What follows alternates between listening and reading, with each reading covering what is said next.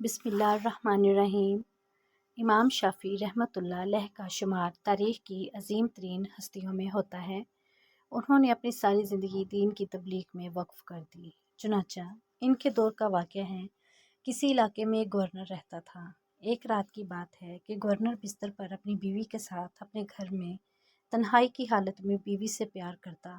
बीवी इतना ही इससे चिढ़ जाती और इससे बदतमीज़ी से पेश आती। जब शोहर ने बहुत ज़्यादा मोहब्बत का इजहार किया और बीवी से हम बिस्तरी करने लगा तो वो आगे से कहने लगी कि ओ जहन्नमी, पीछे हटो, हाथ मत लगाओ मुझे। जब औरत ने अपने शोहर को जहन्नमी कहा तो वो भी मर्द था। इसने सोचा कि कैसे मेरी बीवी ने मुझे हम बिस्तरी से मना कर दिया। इसने कहा कि अच्छा, अगर मैं जहन्नमी हूँ तो फिर तुझे भी मेरी तरफ से तलाक है। जब रात गुजर गई और सुबह हो गई तब दोनों का दिमाग ठंडा हो गया तो औरत को अपनी गलती का एहसास हुआ कि ये मैंने क्या कर दिया। मैं अपने शोहर से नाराज़ थी, लेकिन मुझे इसे जहन्नमी नहीं कहना चाहिए था।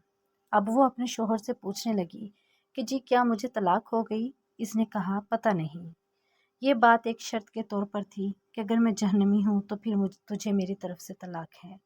लिहाजा मुझे किसी दीनी आलम से पूछना होगा कि अब इस मसले का क्या हल है। उल्मा कहने लगे कि इस बात का हल अब हम तो नहीं दे सकते, इसलिए कि कौन इस बात की गारंटी देगा मरने के बाद आप जहन्नमी होंगे या नहीं। आखिर कौन इस दुनिया में इस बात का फ़ैसला कर सकता है। ये तो क़यामत के दिन अल्लाह ताला फ़ैसला करेंगे। लिहाजा ये बात जंगल की आग की तरह फैल गई। सैकड़ों उलमा कराम से इस मसले का हल पूछा गया मगर कोई मुफ्ती इसका जवाब नहीं दे सका। अब गवर्नर बहुत परेशान हो गया और अपनी खूबसूरत बीवी को तलाक नहीं देना चाहता था। बीवी अपने शोहर से तलाक नहीं चाहती थी। चुनांचे खुदा का करना ऐसा हुआ कि हज़रत इमाम शाफ़ी रहमतुल्लाह अलैह को कहीं से पता चल गया कि फ़लाँ इलाके में ये वाक़या पेश आया है। उन्होंने फरमाया कि मुझे वहाँ ले चलो, मैं इस सवाल का जवाब दे सकता हूँ और इस मसले को हल कर सकता हूँ। चुनांचे इमाम साहब आए और उन्होंने गवर्नर से फरमाया कि मुझे सारा वाक़या बताओ। इसने बताया कि इसकी तरह मेरी बीवी में ये अल्फाज कहे हैं और मैंने गुस्से में इसको इन अल्फाज में जवाब दे दिया है। अब बताएं तलाक हुई कि नहीं।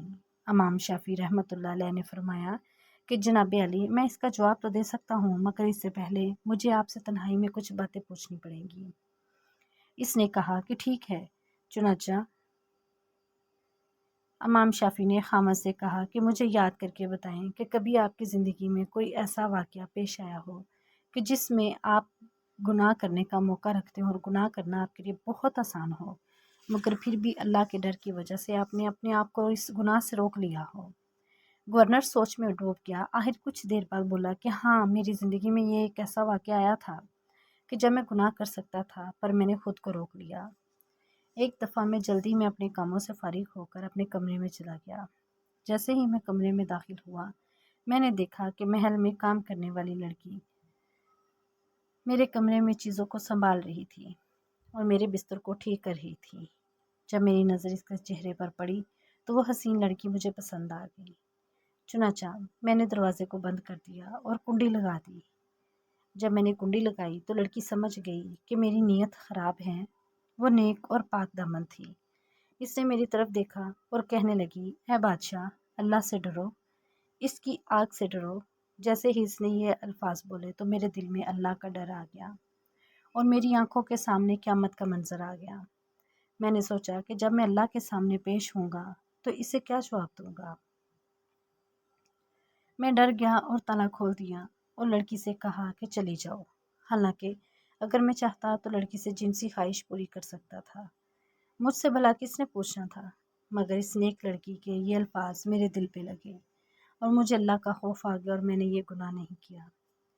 जब इमाम शाफ़ी रहमतुल्लाह अलैह ने इसका ये वाक़या सुन लिया तो आप फरमाने लगे कि तुम्हारी बीवी को तलाक नहीं हुई क्योंकि तुम जहन्नमी नहीं बल्कि जन्नती हो और इंशाअल्लाह जन्नत में जाओगे।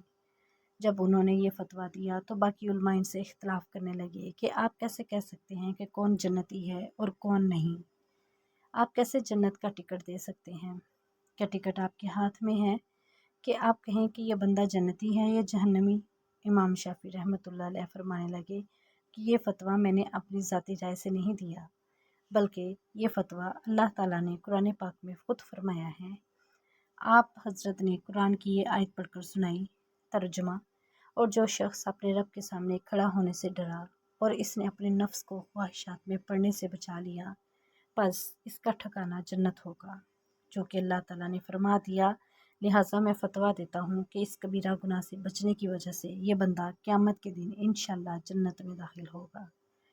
جو مرد یا عورت آج کے اس دور میں بھی گناہ کی دعوت ملنے کے باوجود اپنے آپ کو گناہ سے بچا کر رکھتے ہیں، وہ اپنی عزت اور پاک دامنی کو محفوظ رکھتے ہیں، یہ لوگ قیامت کے دن انشاءاللہ جنتوں میں داخل ہوں گے اور اللہ اور اس کے رسول صلی اللہ علیہ وآلہ وسلم کا دیدار کریں گے۔ اللہ تعالیٰ سے دعا ہے کہ وہ ہمیں اپنی عزتوں کی حفاظت کرنے کی توفیق عطا فرمائے، آمین۔ ناظرین، ایسی مزید اسلامک ویڈیو کے لیے میرے چینل کو سبسکرائب کریں۔ شکریہ۔